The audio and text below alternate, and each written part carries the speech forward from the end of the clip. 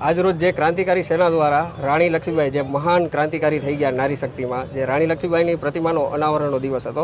આજે અનાવરણ રાખવાનો ખાસ દિવસ એ હતું કે આજે રાણી લક્ષ્મીબાઈનો બલિદાન દિવસ છે અને ક્રાંતિકારી સેનાનું એક સપનું હતું કે એક વિરાંગના પાર્ક કરીને એક પાર્ક બનાવવા આવે જેની અંદર રાણી લક્ષ્મીબાઈની પ્રતિમા હોય. તો આજે એ સપનું ક્રાંતિકારી સેનાનું પૂરું થઈ ગયું છે અને સાથે સાથે રવાપર ગ્રામ પંચાયતને પણ એક બગીચો નાનો એવો અને રાણી લક્ષ્મીબાઈની પ્રતિમા મળી છે. એના માટે આજે અનાવરણ કાર્યક્રમ રાખવામાં આવેલો. ખાસ કરીને આ 1.5 વર્ષ પહેલાં અહીંયા જગ્યા ઉપર બધાને ખ્યાલ છે એમ તળાવ હતું અને ગંદકી હતી અને પહેલો પ્રશ્ન એ જ હતો કે આ તળાવ એટલું ઊંડું છે કે આની અંદર ભરતી ભરવી એક મુશ્કેલ વાત હતી, પણ છતાં 1 વર્ષ સુધી કન્ટિન્યુ આમાં ભરતી ભરી અને બધી કાળી માટી જેથી ઝાડવા વૃક્ષો વાવવામાં સહેલું પડે અને તેને ઉછેર કરવામાં સહેલું પડે એટલા માટે મેઇન પ્રશ્ન તો એ હતો. બાકી રવાપર પંચાયતનો પૂરો સપોર્ટ હતો આમાં અને જેટલા પણ લોકો અહીંયા હું કામ કરતો એ દરમિયાન જેટલા પણ લોકો હોય ત્યારે પાણી પાવામાં કે કોઈ પણ કાર્યોમાં ખૂબ સપોર્ટ મળી રહ્યો છે અહીંયા. અને આભાર એટલા માટે વ્યક્ત કરવા માગીશ કે રવાપરની અંદર જે મેં આ કામ કર્યું છે એ મને અત્યાર સુધીના મારા પ્રોજેક્ટમાં સાવ સરળ અને સહેલું લાગ્યું છે.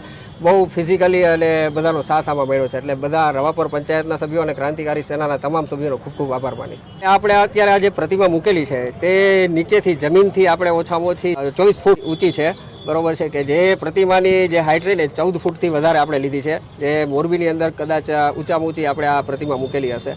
અને અત્યાર સુધી જે આપણે પ્રતિમા મૂકી છે, અત્યાર સુધી 6 પ્રતિમા મૂકી છે: ચંદ્રશેખર આઝાદ, ભારત માતા, અશોક સ્તંભ અને સુભાષચંદ્ર બોઝ અને ભગતસિંહની, બરોબર. અને ક્રાંતિકારી સેનાનું કાર્ય હંમેશા ક્રાંતિકારીઓ પ્રત્યે જ રહેશે, કારણ કે મારું એવું માનવું છે જો ક્રાંતિકારીઓ ના હોત તો આપણે હજી આઝાદ ના હોત ને આપણે ગુલામ હોત અને ગુલામીમાં રહ્યા હોત.